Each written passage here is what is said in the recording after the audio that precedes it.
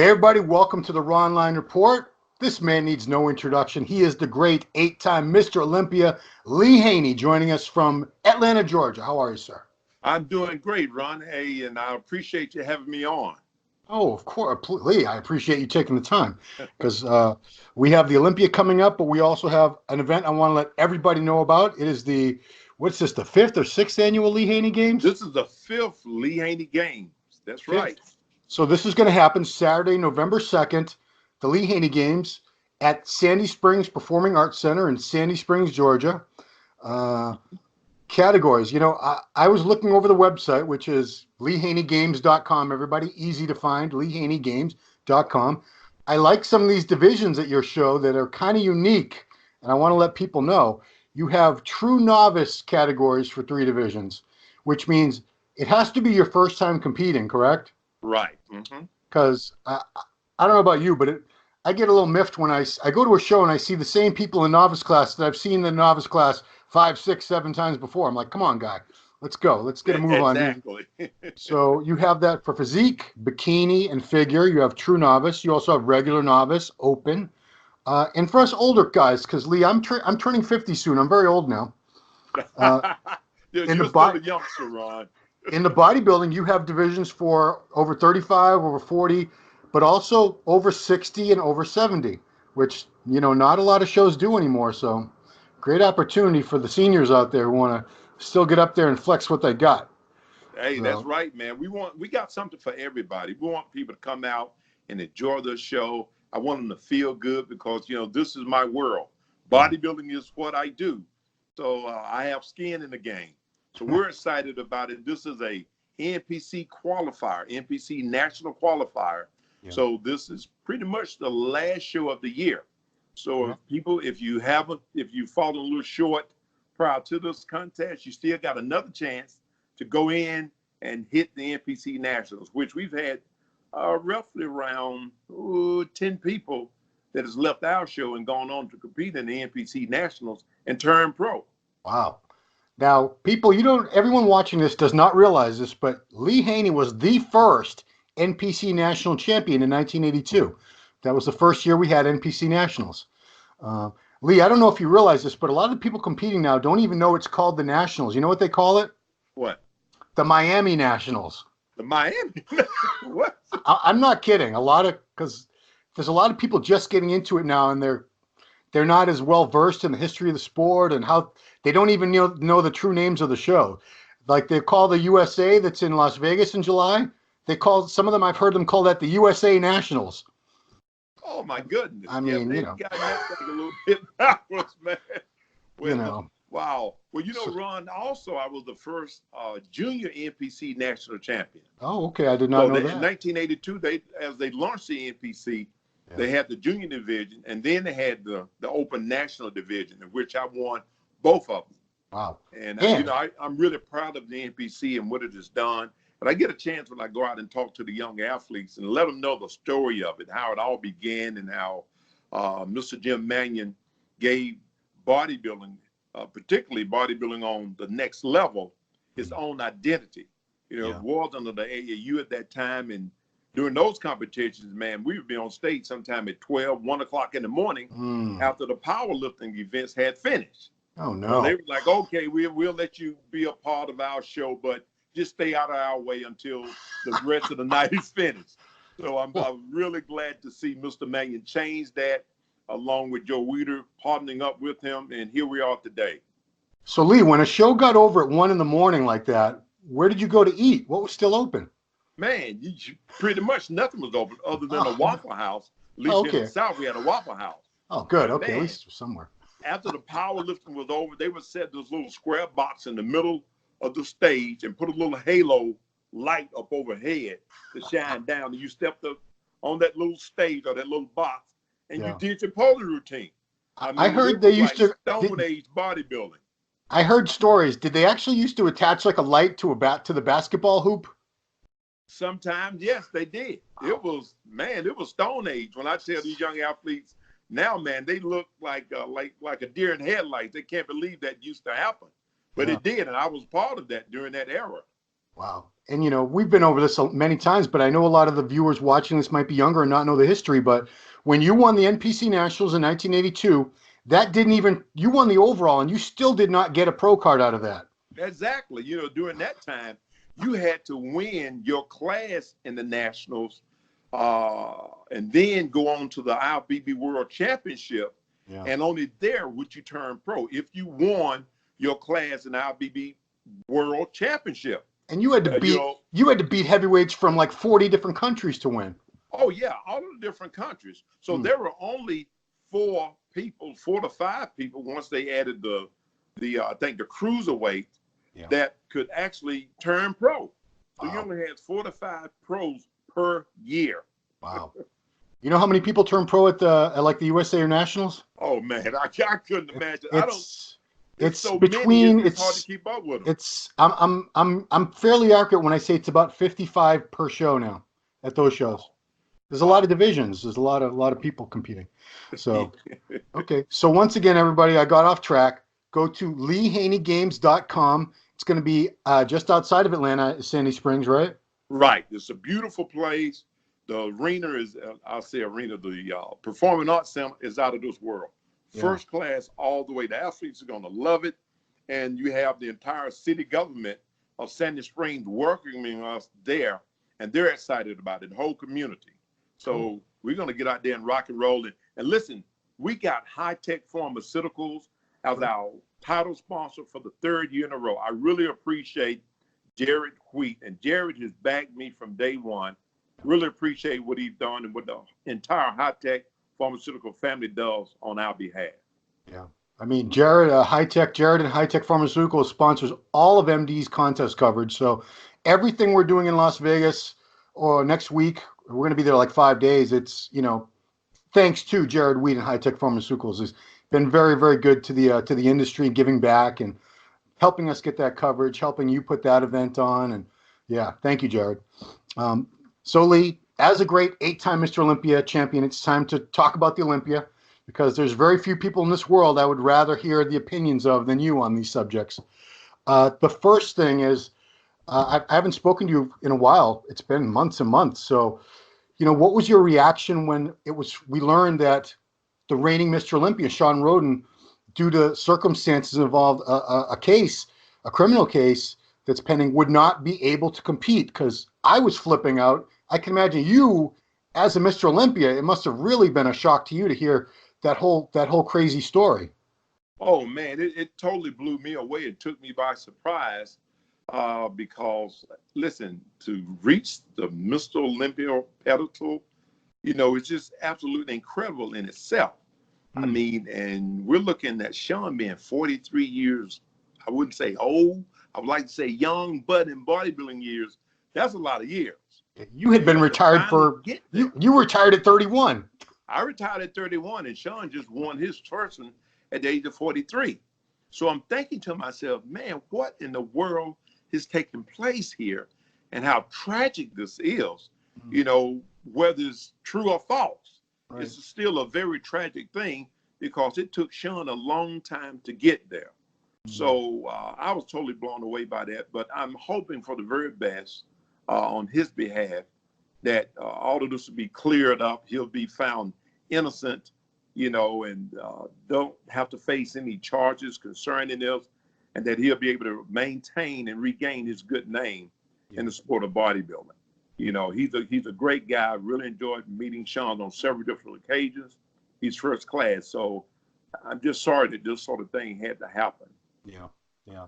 So, we have we don't have the Mr. Olympia defending his title this year. We don't have Phil Heath. He just announced, a lot of people knew about it on the insider of the industry knew about it, but the announcement, we just made it today because he did an interview for MD. So we let everyone know, but to not have those two men, it leaves the field kind of wide open, which there really hasn't been a wide open field in a very long time like this, where it's, I don't want to say it's anybody's chance to win, because there's a few heavy hitters that are definitely the ones to watch. In your opinion, Lee, who is the strongest 2 or 3 candidates to win the Mr. Olympia this year? Well, I'll tell you what, one that I'm two people that I'm extremely impressed with is number one, Brendon Curry. Mm. I saw Brendon win the Arnold, and man, he looks fantastic, out of this world. But then I saw at the Olympia, I saw Rolly Winkler. You know, Rolly was people's champion, and man, he was in fantastic shape. He looked absolutely amazing. So I can see something happening big time between the two of them as far as the Olympics concerned. But then also I noticed where Rolly sort of teetered a bit with his condition. I don't know what happened. I heard it was some type of injury that took place that sort of set him back a bit. He had a knee surgery at the beginning of this year. Yeah, so, you know, of course, that's always going to set you back. But listen, he is tough as nails. And, man, if there's a way to win, he will find a way to do it. And then you have, you know, you got Warren that's there. You got we have William Banach. Banach has been as high as third place. William Banach from Netherlands. Yeah. He looks great. Always in shape, always hard. You know, I mean, so you got 1, 2, 3 there. It can go either way. So it all depends on who has the ability to peak, perfect peaking, and also I think the presentation. Those two things will make the difference. You know, I saw Brendon peak and excellent when he hit the Arnold. Can he do that again? And if he can, from all indications I've been watching on social media, he looks fantastic. Yeah. I've also seen some different shots of Rolly. He looks great also. These guys look great. These three guys, I think they've cornered the market on peaking. So it depends on which ones show up with the better peak, the better presentation, and there you go. I think Brendon could be very dangerous.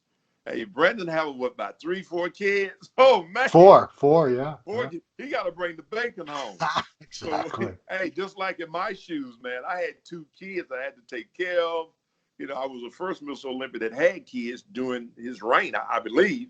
Yeah. And then, so guess what? Diapers had to be purchased. Education for us had to be purchased, man. So let's not forget you had a child named Olympia. Exactly. My daughter, she was my 9th Olympia. That's right. Man, I had to reason it was more than me just getting up on the stage. They had my whole family behind me. So that makes Brendon very dangerous. Now, what about Dexter Jackson, who will be 50 years old in November? I just saw him win the Tampa Pro a few weeks ago. You know, his legs had started to come down over the past couple of years, but somehow I've never seen anybody at 49 years old do this.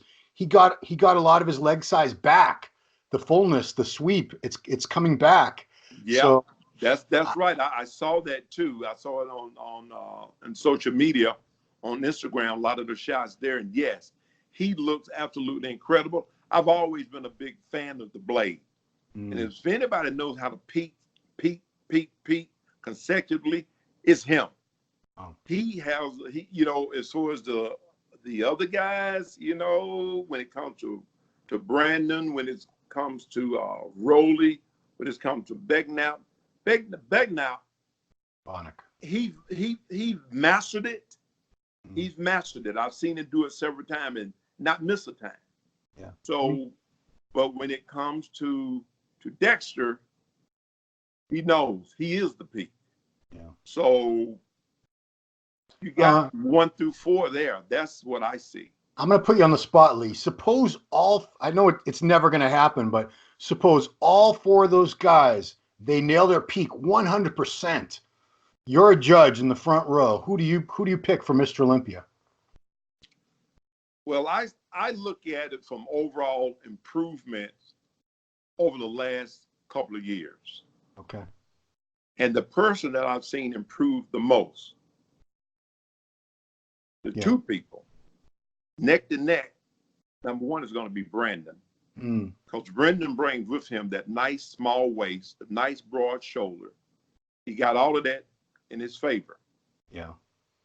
Rolly, he dropped probably about 8 to 10 pounds. which brought his waist in very well. So his improvement was absolutely incredible. So you have the two of them that has improved tremendously. So it all depends on which one is going to peak. I said if there's any drawback or any maybe is that with Roller's injury, I don't know if that's setting back. I'm not sure. So that's sort of up in air. But as far as Brendon he haven't had no setbacks. Right. He's been rocking and rolling. We saw a machine tumble over him on it the other day. That's right. I said, Brandon, listen, man, I'm thinking to myself, we just squeezing and doing, just doing light stuff now. We're stimulating, not annihilating. Please don't let anything stop on your head. If anything fall on you, let it be Brandon, your beautiful wife. Yeah, it's crazy because that gym is probably, I don't know how much it costs to build that place. Oxygen Gym in Kuwait. Have you been there? I can only dream of going there. Have you been to that gym, Lee? No, I haven't. It's incredible for everything I've seen. It looks top notch, but somebody forgot to bolt the machine down, I'm thinking. Because oh my golly, I saw that. I said, what in the world? So, Bader, get those things bolted, please. Have you been following this new? He's not really new, but he just got to America for the first time. Is Hadi Choopan from Iran? Oh yes, he's been trying to get into the U.S. for like 3 years, and I never thought they were going to let him in, especially with Trump as president and the travel ban on Iran. But through his manager, through his coach Hani Rambod, through the Olympia committee. I'm sure they had all kinds of immigration attorneys. He's here now. He's in the U.S., but he has not yet stated whether he's going to compete in the Open or the 212 because he's qualified for both. Have you seen this guy? You know what he looks like? I've seen pictures of him on social media. Yeah, it's like a brick man, S house. He is absolutely incredible. Yeah. But I haven't seen them stand on the same stage. You can always look great by yourself. Right. Well, he was, he won the Vancouver Pro a few weeks ago. He's about 5'4". He was 217 there. He beat Nathan D'Asha, who was the favorite to win that show because he had just won the British Grand Prix. So he's obviously, and he took second to Cedric McMillan back at San Marino Pro, beat a lot of other Open guys. So he does well in the Open as well. Anytime he's done 212, I think he's always won. But nobody knows what he's doing as far as division. I'm not going to ask you which division you think he's going to do because we don't know. But where would you, especially with Flex Lewis retired now from the 212 division, if you were Hadi or if you were advising Hadi Choopan, what would you steer him towards? Do the 212 or do the Open? I would say do the Open. I thought Flex Lewis should have always been an Open. Wow, okay. I mean, listen, I got waxed by Muhammad Makawe. That's right. Listen, it was there are some giant killers out there. Yeah. I sort of think it's the 212 great, fine, but when it comes to symmetry, balance, shape, presentation, it's all up in the air. The best package should be the package that wins. And I'm sure that's the way the judges will see it. Yeah. Do you follow classic physique at all? Yes. Okay. Who's this young man that's on the cover of this month's MD? Beautiful physique. Well, Brendon Curry's on the cover that just came out. There was a Logan Franklin that just was it a black and white most muscular shot? He had the sort of the blondish. Yeah, that was Logan. He just switched. He looks incredible. Yeah, he's not qualified for the Olympia, but man, he just did he was a men's physique with the board shorts for a few years, and he just did his first classic physique show in Tampa a few weeks ago. First time he took third place. Anyway, yeah, he didn't get the qualification. He got some beautiful lines. I love his symmetry and his balance. Breon Ansley is the current classic physique Olympia champ. He's won twice in a row. And he's been putting up front double bicep pictures, and a lot of people are comparing him to totally awesome Lee Haney. Woo, so, baby. So I don't know if you've seen the newer pictures from Breon. Just wondering what you thought. I haven't seen them. Yeah, he looks great. I got to catch up on that, man, because whenever you come up with that combination of symmetry, balance, muscle separation, and just the right amount of size. It's hard to beat that. Yeah. So that's what I'm happy to see bodybuilding finding its way back to. Yeah. And there was a great message. I thought an awesome message sent this year with Shawn Rhoden winning. Right. Nice tapered waist, all of those good stuff. And that's why I'm wishing them all the best on this return back. And I hope everything work out well for it. Yeah, absolutely. Okay. Well, Lee, I want to make sure one more time everyone knows about the Lee Haney Games. Go to LeeHaneyGames.com. It's going to be one of the last chances in the United States to qualify for this year's NPC Nationals. I believe it's 2 weeks before Nationals. That's right, 2 weeks before Nationals, and it's going to be a first-class event. Looking forward to having people from all over the U.S. there because we've had probably close to 300 competitors. Wow, that come from different places. So it's a first-class event, and then I also want to let everybody that's coming out to the Olympia, next weekend, that I'll be there at the Legends Olympia booth, which has been set aside for former Olympians and so forth to sign autographs and so forth. So I'll be there with a team of people. So guys, looking forward to seeing you and shaking hands and taking pictures. So Legends of the Olympia booth at the Las Vegas Convention Center at the Olympia Expo. Both days, are you going to be there Friday and Saturday? I'll be there Friday and Saturday. Okay, great. So guys, this is your chance. If you're going to the Olympia, you've always wanted to meet the great champion, Lee Haney. Take a picture with him. This is your chance because unless you go to his contest, he's not that easy to pin down. So don't miss your chance. I'm looking forward to seeing you, sir. I'm looking forward to a great Olympia. People say the Olympia, because it's Shawn's not there and Phil's not there, a lot of people are saying it's not going to be. But you know what? I've been to almost every Olympia since your last Olympia, 91. That was the first one I went to. It's always an amazing experience. It's our Super Bowl. This is when we all come together and at the end of the season to see who the best the very best in the world is. And I think, Ron, this is because of this element of surprise this year. It's going to be even more exciting, right? Because it's up for grabs. So I mean, I'm excited about being there myself, and I was teeter-tottering on whether I was going or not. But hey, man, I said, listen, I got to be there. I want to see this. I want to see the fans. So I'm on the way. Right. Cool. Yeah, I think it's going to be a great show. I'm looking forward to it very much, and I hope I get a chance to come over and chat with you if I have the chance. I hope you'll give me another quick interview at the show. We'll see. All right, man. I would love it, Ron. Thank you. Thank you, Lee Haney. Thank you, sir. 8-time Mr. Olympia, for doing this for us, giving us your thoughts on the Olympic coming up. It's going to be a great show. We hope to see a lot of you guys there. And again, check out Lee's show, LeeHaneyGames.com. And that's it for Ron Line Report. It's been Ron with Lee Haney. Thanks for watching.